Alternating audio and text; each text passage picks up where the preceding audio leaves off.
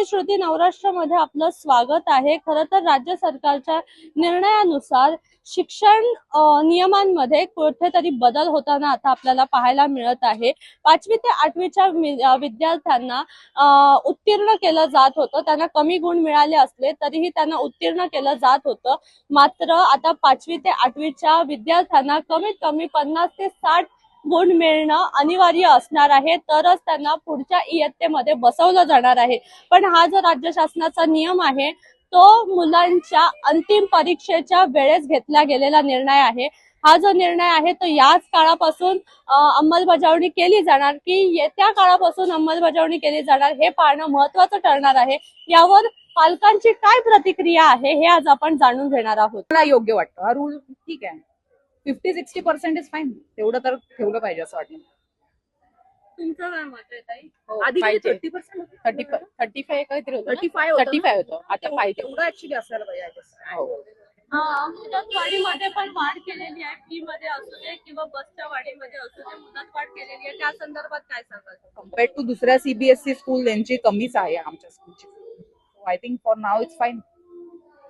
Depend आता ते प्रत्येकाच्या फॅमिलीवर डिपेंड करतं, पण मला तर एवढं काय वाटत नाही, कारण आहे आता बाकीच्या स्कूलची फी पण अबाउट 1 लाख पर्यंत आहे सीबीएसई। हा निर्णय ह्या वेळेला तर रद्द करावा, पुढच्या वेळेला करावा। कारण की आता जर केला तर ते अयोग्य होईल, अचानक कुठले निर्णय लागू करणे। कारण की तेवढी मानसिकता पण तयार झाली पाहिजे ना पब्लिकची डायरेक्ट। मुलांना जे पास करण्यात येत होतं आणि आता अचानकपणे सांगितलंय की पास केलं जाणार नाही तर त्याच वर्गात बसवणं, त्या संदर्भात काय सांगाल?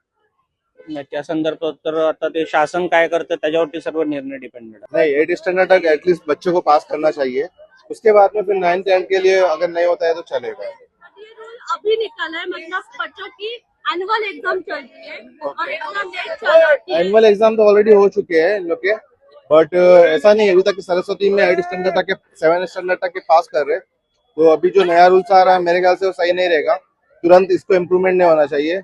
जो चल रहा है वो सही चल रहा है। एकदम चुकीचं आहे ना मॅम।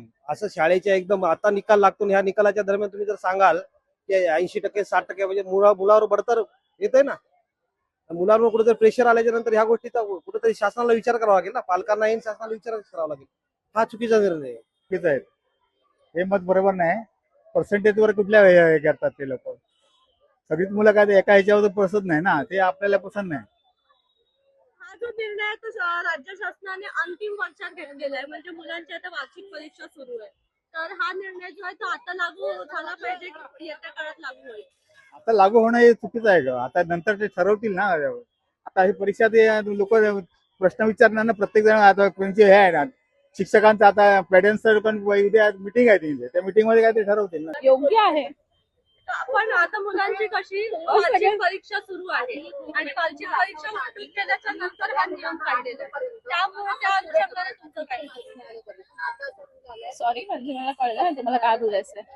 बरोबर आहे। ऍक्च्युली कसं 5वी पर्यंत तरी पाहिजे, कारण सेल्फ या लोकांना म्हणजे मुलांना वाटतं की आपण स्वतः म्हणजे अभ्यास करत नाहीत स्वतः, म्हणजे असं वरच्या वर्गात जातात, ते अभ्यास केलं पाहिजे। 8वी पर्यंत असं केलं नाही पाहिजे, जेणेकरून स्वतः वैयक्तिक त्यांनी अभ्यास केला पाहिजे मुलाने। प्रशासनाने जो निर्णय घेतलेला आहे तो अंतिम वर्षात घेतलेला आहे, मुलांची आता वार्षिक परीक्षा सुरू आहे, ओके, तर त्या निर्णयाची अंमलबजावणी आता झाली पाहिजे की येत्या काळात झाली पाहिजे? नाही आत्ताच झाली पाहिजे, सगळी अंमलबजावणी आत्ताच झाली पाहिजे। कारण काही गोष्टी ज्या असतात शाळामध्ये फेरबदल होतात, पण जे शैक्षणिक हे आहे ते आत्ताच त्याची अंमलबजावणी झाली पाहिजे आता।